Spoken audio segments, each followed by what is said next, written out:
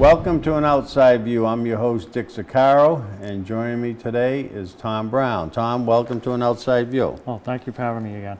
Absolutely. You're invited anytime you want. As, by the way, for the viewers, anyone's invited to come on the show to talk about whatever they'd like to talk about, refute some of the maybe shows that we're bringing forth some facts, so they have equal opportunity to come on the show and discuss whatever they would like. I think that's a great idea to have that differences of opinion.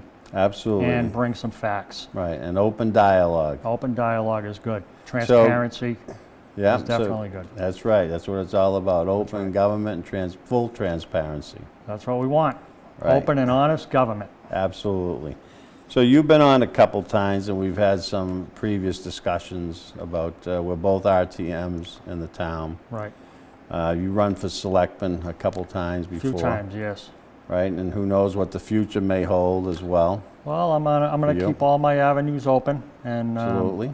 see what goes on. There's a lot of things going on in town right now, and I would like to see some changes.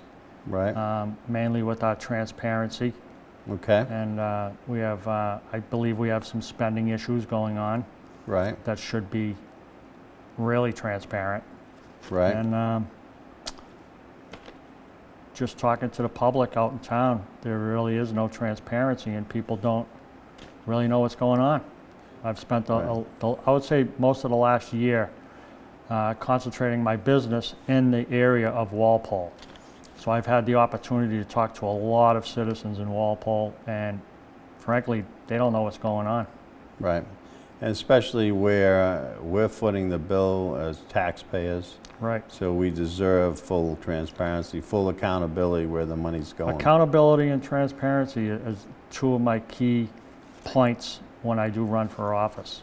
Right. Accountability is huge, and I don't think we have much of accountability going on here in Walpole at this time. One topic that I know we touched upon before, and recently I had Selectman David Salvatore on the show. Right. And the topic of the Jarvis Farms came up. And I Right. know that's near and dear to you because at one point in time you were the chairman of the Water and Sewer Commission, an independent entity. And as I pointed out to David and yourself, how that farm was purchased by the town for an astronomical amount of money above what it's assessed for. I believe it was assessed for $750,000. It was purchased for $4.5 million. And That's unbelievable. I jokingly said that the home we live in, my son-in-law, my daughter owns, was part of the Jarvis farm at one point in time, and I made a comment. My son-in-law should approach the town fathers and ask them if they would purchase our property for 7 times what he paid for. That's a pretty good deal. You could make a good living doing that all day long. Yeah, you could make some good money trying to sell some land to Right. Walpole, I guess. Right. Now, the reason they purchased that, correct me if I'm wrong, it was a camp years ago? It was Sharon Country Day. Right. But before that, I believe it was a privately owned piece of property. Okay. Owned by the Jarvises. All right, so the reason the town's saying they bought that is to protect the aquifer, correct? Yes. When I became a water and sewer commissioner, I did look into it, and I asked for, and me and another gentleman in town, we purchased through the Freedom of Information Act all the documents and correspondence to the purchase of Jarvis Farm. It was kind of, and then I went and did some research on my own. I wanted to see how the purchase was sold to town meeting. Conveniently, that video was not available. They said it was lost. Right. So we went through the Freedom of Information and got all the documents related to the purchase. It was kind of interesting how the price ballooned up to $4.5 million. I asked a question about, was there other offers on the table? Supposedly there was another offer on the table. The question was asked, can you produce that offer? So we could see what the offer was. Right. They did not produce the offer. Because And from what I understand, the document does not exist. well, State Procurement Act calls for everything being equal, that they're almost forced to go with the lowest bidder. So it would have been interesting to see what the other bid was. And by the way, they're supposed to entertain at least 2 or more bids. Well, my whole perspective on the purchase was what their excuses on why it went up so high was that they claimed the other offer was a developer, and somebody was going to develop the land, put apartment buildings in there or whatever. But so that just speaks to the fact that there may have been already some protections on the books for our aquifers. We did not. I don't think we needed to purchase. I didn't think we needed to purchase that land to protect our aquifers, as Sharon Country Day, which is a fact, they owned it, right? They had a pond there, which is still there. They were treating that pond with chemicals for years so they could swim in it. Now, since the purchase had happened under the protection of aquifer, they're under the EPA guidelines for water protection. So they cannot treat that pond with the chemicals that their Sharon Country Day was treating it. So where was the concern prior to the purchase? Okay, I didn't see it. Wow. The purchase of going up to 4.5 million, in the documents that I had gotten through the Freedom of Information, it went from 2 million to like 4.5. Wow. Now, what effect? And there was no other substantiating documents given to us on the other offer. They didn't produce them. So I think it was a boondoggle. I said that before, and I'll stand behind that. It was the biggest Sounds like boondoggle. an inside deal. I'm familiar with those deals with the city that I used to live in. But Well, now it was a bag job, really. right. So you as a water commissioner and chairman, you did your darndest to keep rates down. I did, and for 3 years that I was the water and sewer commissioner, I was able to argue the point to keep proposed rates down using retained earnings. So when they wanted like 4% increase, I was able to convince the other commissioners to vote with me to keep the rates lower. It might have been 1 point or half a point. It was I always got the rates reduced, Right. even a small amount. The Jarvis Farm purchase, after that purchase, every ratepayer in town seen their water rates jump 10%. And it's my understanding there's another increase coming up. I have The water talked to rates. a couple of other water and sewer commissioners, just being around town and running into them. And so the water department, through conservation, which is great, right? So the water ratepayers are conserving water so much that the water department is not making enough money. So where's, so Right. what, now they want to raise the water rates to make up Course. for lost revenue. Right. So I just don't understand where they're coming from with that. It's a no-win situation, sounds like. That's right. Now, as an RTM, and I was sitting with you, I had the pleasure of sitting with you at the last fall town meeting. One of the other controversial votes that came up was the ball field facilities, Right. which originally came up in the spring town meeting, and it was voted down. Right. So they revisited in this last fall meeting because it didn't go through. And they cut the price, I believe, from about 13 million to 9.5 million to try to get it through again. So it was a very controversial vote. What happened was the town moderator who presided over the vote, and when the vote occurred, it appeared that the fields were voted favorably by 1 vote. However, John O'Leary, a fellow RTM, got up and challenged the vote. And the moderator said, no, you can't challenge it, and town council has an opinion that state statute dictate how the absentee vote was cast. So there was an electronic advice issued to all RTMs. If you press 1, it was a yes vote, 2 a no vote, 3 to abstain. Right. So by virtue of having 3 options, it's considered a vote.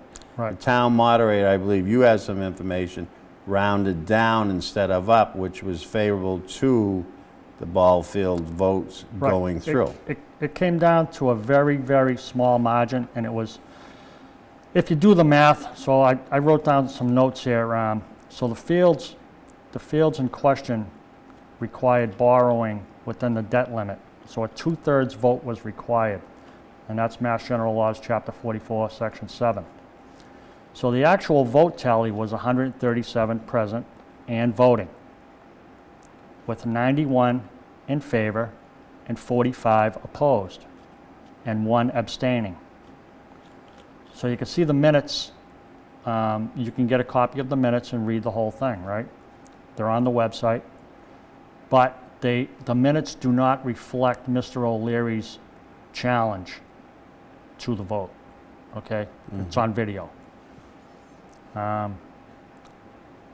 So if anybody takes a calculator and you divide 91 into 137, and you get 66.42, Right. which is less than the 66.67 required to reach 2/3, all right? The minutes say that only 91 votes were required because it rounds the fractional vote down, not up. So it was clearly a mathematical error. When the challenge was done by Mr. O'Leary, our town moderator took it upon himself not even to question it. He just says it passes. So with the opinions of our town legal counsel, which is an opinion, it's not fact, Right. and other people had also challenged it, and we've also called for Mr. Bruce to come to the table and have a discussion about how the vote went. That's not the only vote at fall town meeting that was in question. There was 3 caucuses. Liz Gaffney went to each caucus, gave direction on how the votes were supposed to be done. 2 of the caucuses went according to her direction. It was secret ballot. I was in one of them, by the way. Yeah. Precinct 3, we Right. had a caucus. Okay. And it was voted by ballot. Right. And one of the precincts, Precinct 1. Precinct 1, 2 people stood up and demanded a voice count, not a secret ballot. According to town charter, it calls for a ballot vote. They did not follow procedure. Allegedly, I wasn't there, but somebody stood up and said, I want to see who my enemies are. Wow. So the vote went down. My question is, how could that vote be, the whole caucus be legitimized when it wasn't followed by procedure, Correct. when the other 2 did? And it's the responsibility of the town clerk to oversee that vote. I wonder if anybody's asked her the question on why she validated that particular vote. I'd love to have her on the show and ask her. Maybe she'll come on.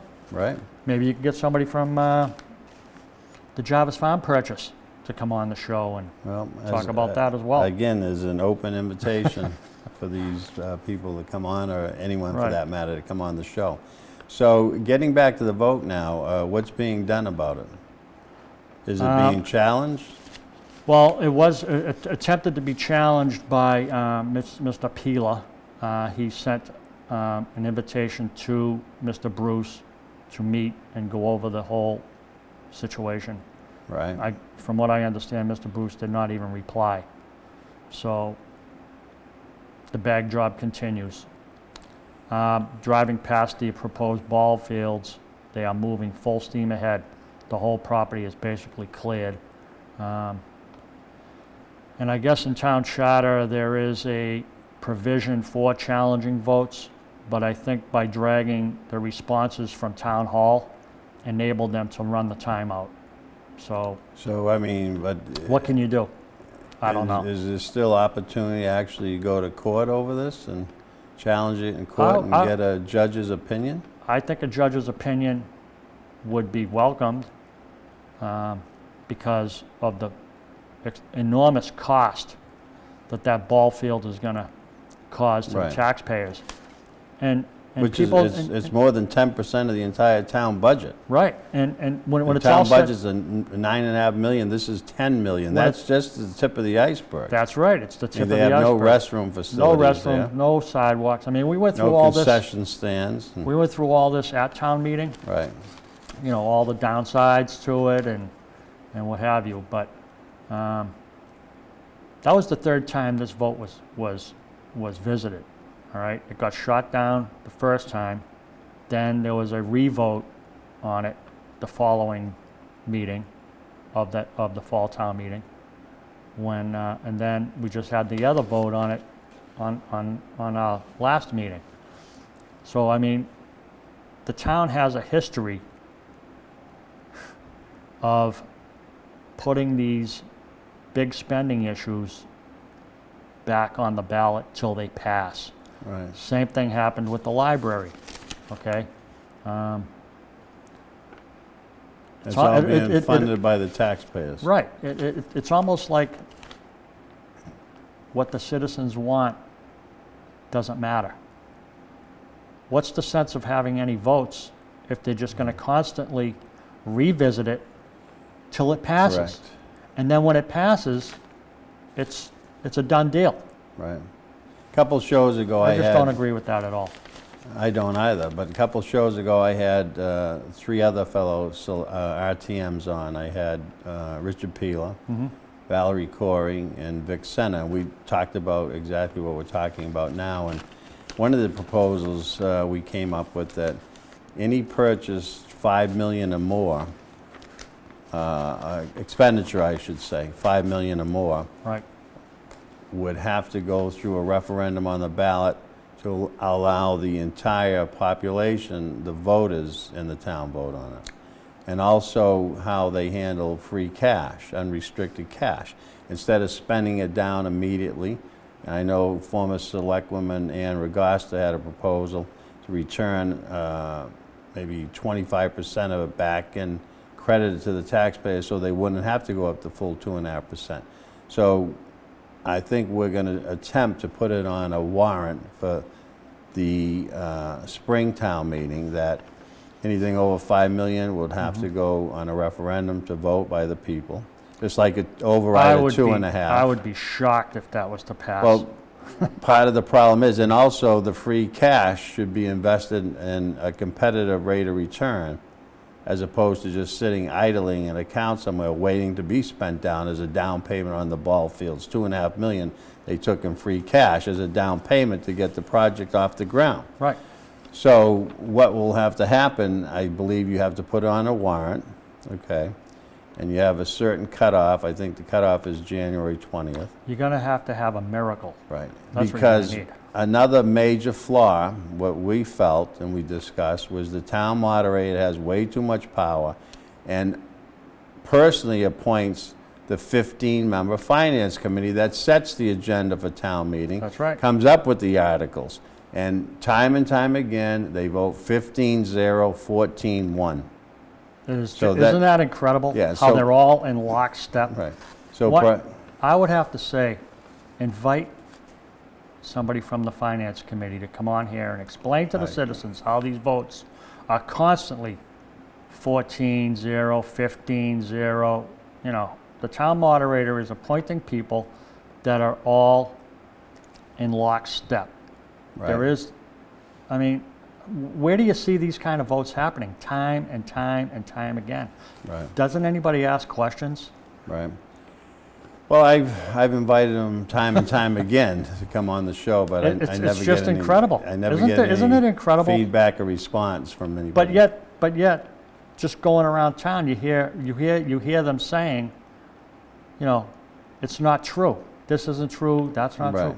Well, come on the show and talk to you. Have a roundtable with some people with differences of opinion, instead of Right. having people in lockstep constantly voting whatever you want them to do. Right. That's what we have. It's a problem. It's And definitely another a problem. alternative to neutralize the power of the town moderator, perhaps we should put on a referendum that the finance committee members be elected, Well, just like RTMs. Let me just revisit the appointments of the finance committee. The vice chairman of the finance committee, Andrew Flowers, doesn't even pay property taxes in town, but he wants you to pay more and more and more. Constantly saying, oh, we have a town credit card. We can afford it. Yeah, but he's not paying into it. Right. That's not right. I mean, it might be legal, but it's not right. Right. I remember when you were debating the latest selectman to get voted in, Benjamin Barrett, I believe. Right. And I heard him say that taxes are good during the debate when he was debating you, I mean, sitting next to him. Right. Taxes are needed, Right.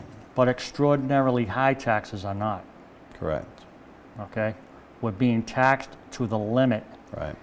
every single They year. go An up to full opportunity. tax to the tax to the Tax max, to the the max. full 2.5, which they don't have to. They're allowed That's to. right. Under state statute, when Proposition 2.5 came up with Barbara Anderson's group, limited people for limited taxation. Right. But they don't have to. And there's other ways where you do not have to tax the max by better fiscal management, more prudent management, zero-based budgeting. That's right. Zero-based budgeting. I called for that. I mean, my whole platform was transparency, responsible spending, and accountability. That was, it didn't resonate with the voters.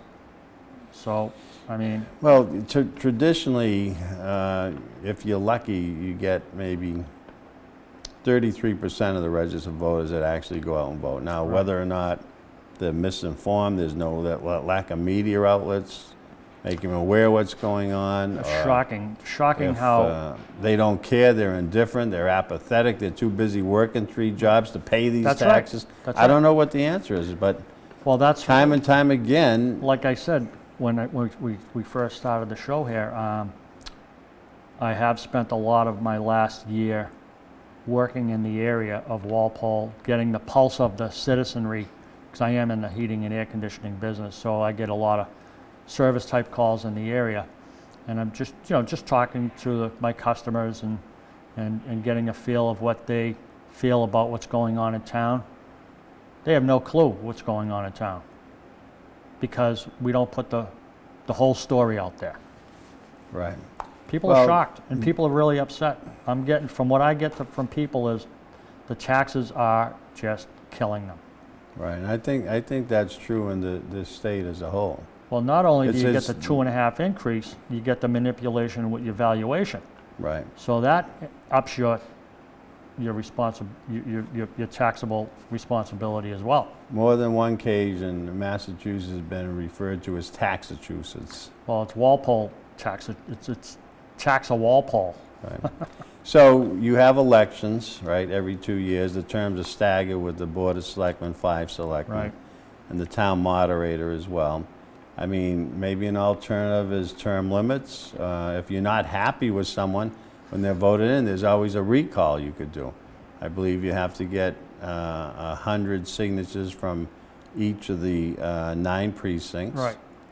And you have to do it in a timely manner. They only allow you maybe 60 or 90 days to do it, but that's effective. And when you have a recall, you have another election. Right. So there is an incident ongoing in town. If people were to go on and check out the selectmen's meetings and watch those, there is a situation going on, and there is an investigation, I hope, is going on, and we're going to wait and see what happens with the outcome of that investigation. And there is a possibility that we may go down that road of a recall for multiple selectmen.